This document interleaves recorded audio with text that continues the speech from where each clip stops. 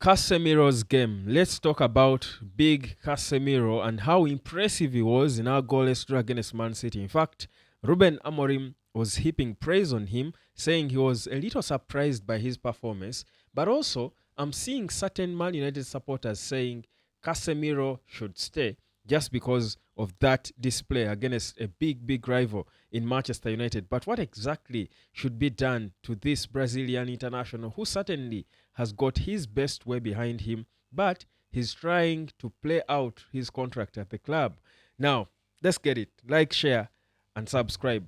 Now, Casemiro made a record, a Man United record in the English Premier League in that performance that saw us be held goalless by Manchester City.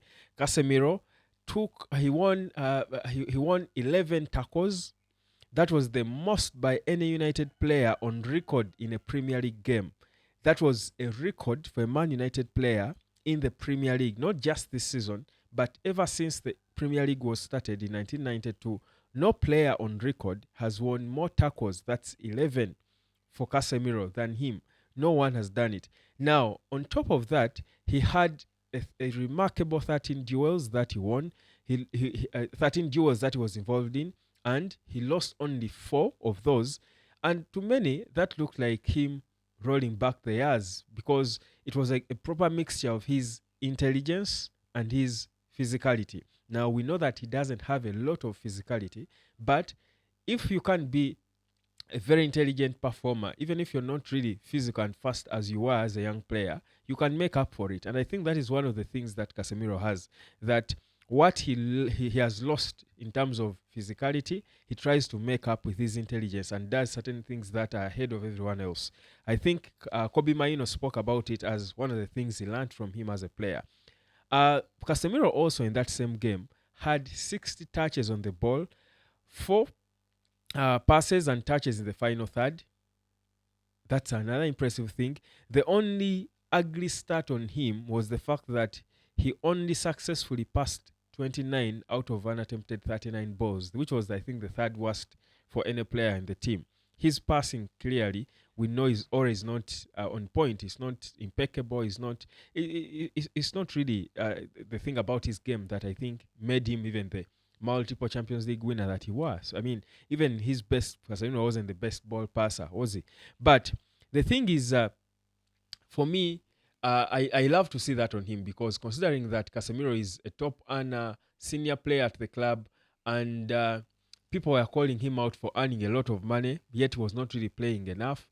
I think he has tried to work on himself and warrant a place in the team. And that's why Amorim keeps putting him there now. Amorim now keeps selecting him and plays him right. That's important. Partly, why he's performing the way he is now is because Amorim is not demanding a lot from him like he demands of everyone.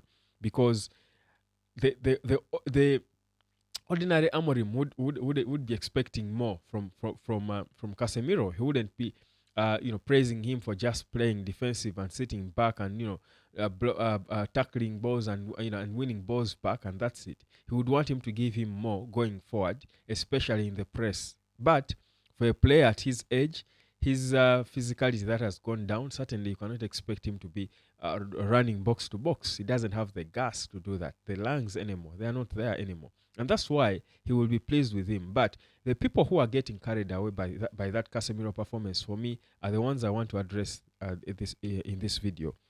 Whereas Casemiro was good, he was okay, he made that record and stuff, that does not mean he's back now and he's the player Man United should be looking to play in that role. I think he's just a stopgap measure, and it's good that he's working well enough. I think his good performance should only take him as long as the end of the season, as long as the summer. And Man United should be cashing in on him immediately because he will still have a year left on his contract, and maybe that's the bargaining chip United would use to get a little bit of pounds here and there from Saudi or wherever. But Casemiro should not be a long-term plan for the club because, like I said before, a central midfielder in the Ruben Amorim system is expected to do more than what Casemiro did, the tackles and duels and stuff. you're expected to add to the press going forward, meaning you've got to be energetic and physical enough to add to the attack when you do have the ball and you're going forward. Casemiro does not run that way.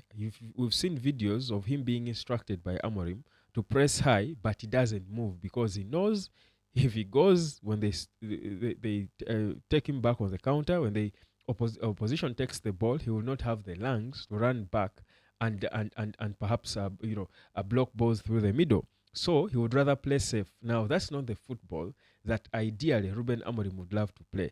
He wants more physically fit players who are going to give him what Casemiro gave him in terms of tackles defensively, but also going forward in the press, help him press higher so that we don't invite a lot of pressure to his goal. So Casemiro is not it. He's just buying time for himself and his £340,000 per week for the remaining months, and in the summer he should be let go of, so that United makes way for a younger player who will even earn less but play more and fit proper into what Amorim is doing. So with all respect to Casemiro, guys, I'm not excited or carried away. I'm not going to come here and backtrack on my statements I've made before about him, how I think he should be leaving in the summer. I still think he should be leaving. It's good enough now that with these performances, there can be clubs interested in paying a penny for him. Before, probably would struggle to even sell him to Saudi. Right now, I think clubs even in Europe will be looking at him and saying there is some fit in there that can come out in Italy or back in Spain or in some top league and take him. Or perhaps if he wants, he can go to Brazil, his native Brazil, and retire from there. If not, he can go to Saudi. I'm sure Saudi clubs will be feeling he's a player they can use. But guys, let's not be excited and carried away by that one game. Of course, we've got Olympic Leo coming up next. I don't expect him to play in that game. I expect him to be rested, maybe return for the Newcastle game. But again, in the Newcastle game, we expect a more agile midfield. Newcastle has a more dynamic midfield. Do you think Casemiro, with his lack of physical